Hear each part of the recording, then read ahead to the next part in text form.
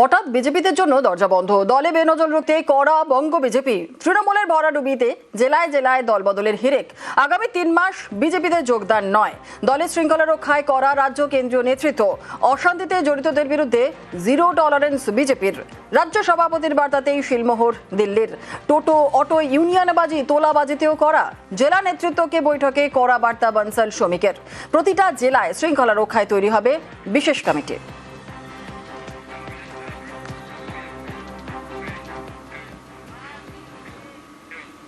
উত্তরবঙ্গ থেকে প্রথমবার স্পিকার, পশ্চিমবঙ্গ বিধানসভার অধ্যক্ষ হিসেবে নির্বাচিত হলেন রথীন্দ্র বোস, কোচবিহার দক্ষিণের বিজেপি বিধায়ক।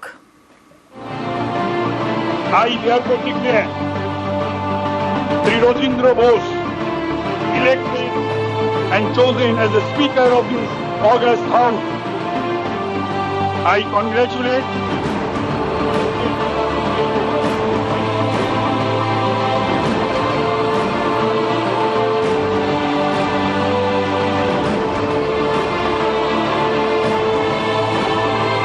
কোচবিহার দক্ষিণের বিজেপি বিধায়ক রথীন্দ্র বোস পশ্চিমবঙ্গ বিধানসভার স্পিকার হিসেবে শুক্রবার নির্বাচিত হন। উত্তরবঙ্গ থেকে প্রথম স্পিকার।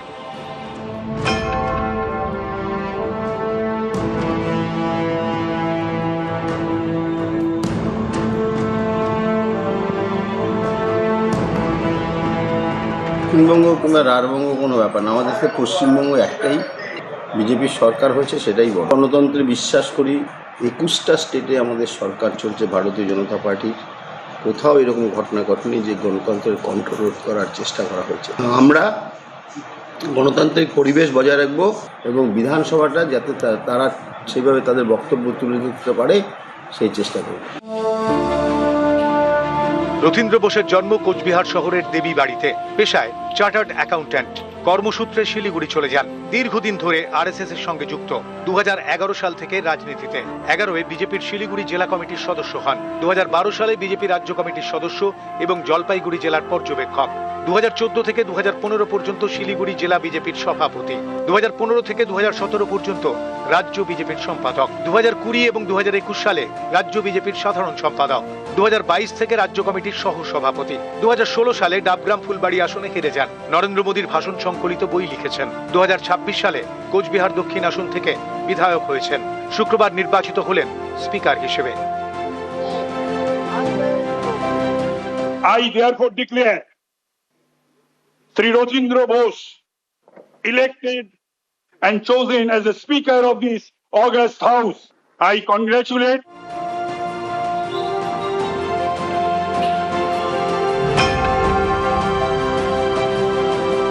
খুব ভালো লাগছে। এটা আশা করে আসছিলাম অনেক দিন। আশা আমার পূর্ণ করছে ভগবান। এখন আমার আশাই একটা, যে মানুষের যেন মনটাকে জয় করতে পারে। খুব ভালো, পড়াশোনায় দারুণ ভালো।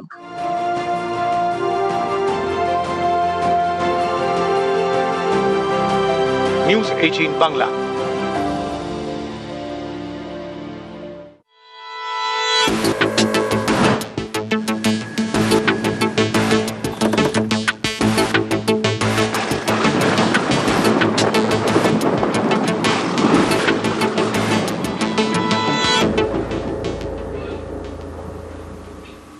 আর এবার এক নজরে দেখে নেওয়া যাক ওয়েদার আপডেটের দিকে, কারণ নির্ধারিত সময় কিন্তু আন্দামানে বর্ষা। আগামী 24 ঘন্টার মধ্যেই আন্দামান নিকোবরে বর্ষা।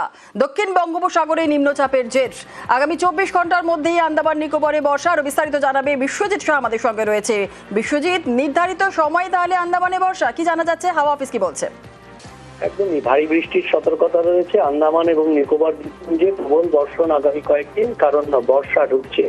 ইতিমধ্যেই এই পূর্বাভাস দিয়ে রেখেছে ভারতের মৌসুম ভবন, এবং আজকেই এই বর্ষা অর্থাৎ দক্ষিণ পশ্চিম মৌসুমী বায়ু নিকোবর এবং আন্দামান দ্বীপপুঞ্জের কিছুটা অংশ এবং দক্ষিণ বঙ্গোপসাগরে ঢুকে যাবে বলে আবহাওয়া দপ্তর জানিয়েছে, বা আবহাওয়া দপ্তরের অনুমান।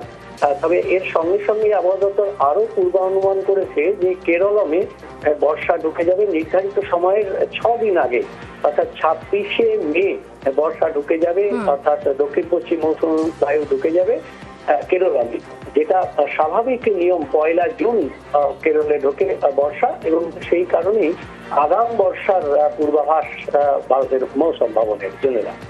একেবারেই বিশ্বজিৎ, আর উত্তরবঙ্গের দিকে তো অবশ্যই নজর রাখতে হবে, কারণ সোমবার পর্যন্ত উত্তরবঙ্গে ভারী বৃষ্টির একটা পূর্বাভাস রয়েছে। আর কি বলছে আবহাওয়া অফিস, বিশ্বজিৎ?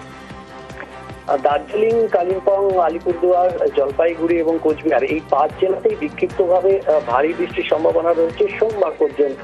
এবং এই ভারী বৃষ্টির সঙ্গে সঙ্গে এই জলপাইগুড়ি এবং আলিপুরদুয়ারের দু এক জায়গায় অতি ভারী বৃষ্টিরও সম্ভাবনা রয়েছে। আগামীকাল এই অতি ভারী বৃষ্টির সম্ভাবনা থাকবে বেশি, এমনটাই জানাচ্ছে আলিপুর আবহাওয়া দপ্তর। তবে দার্জিলিং থেকে একেবারে মালদা পর্যন্ত উত্তরবঙ্গের যে 8 জেলা রয়েছে সব জেলাতেই ঝড় বৃষ্টির সম্ভাবনা, বজ্রবিদ্যুৎ সহ হালকা মাঝারি বৃষ্টি কয়েক পশলা এবং তার সঙ্গে 40 থেকে 50 কিলোমিটার গতিবেগে দমকা ঝোড়ো হাওয়া বিক্ষিপ্তভাবে বইবে। অর্থাৎ আগামী কয়েকদিন ঝড় বৃষ্টির সম্ভাবনা উত্তরবঙ্গ জুড়েই, তাপমাত্রার খুব একটা হেরফের নেই। জোনেলা, বিশ্বজিৎ, সোমবার পর্যন্ত উত্তরবঙ্গে যেমনটা তুমি বলছিলে ভারী বৃষ্টি, আর দক্ষিণবঙ্গে তো একেবারে বিপরীত ছবি, দক্ষিণবঙ্গে তো বাড়বে তাপমাত্রা। আর কি আপডেট পাওয়া যাচ্ছে, হাওয়া অফিস কি বলছে?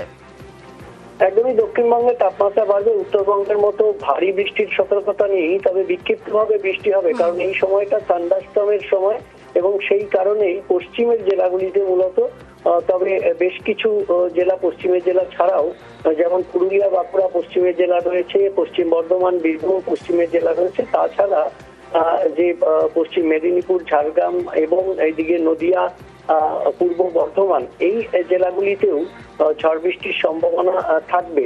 অর্থাৎ বজ্রবিদ্যুৎ সহ বৃষ্টি, তার সঙ্গে হালকা ঝোড়ো হাওয়া, স্থানীয়ভাবে বজ্রগর্ভ মেঘ থেকে তৈরি হতে পারে। তবে দক্ষিণবঙ্গে মূলত আগামী কয়েকদিন যা হবে তার তাপমাত্রা বাড়বে এবং বাতাসে জলীয় বাষ্প যেহেতু বেশি আছে তাই অস্বস্তিও বাড়বে।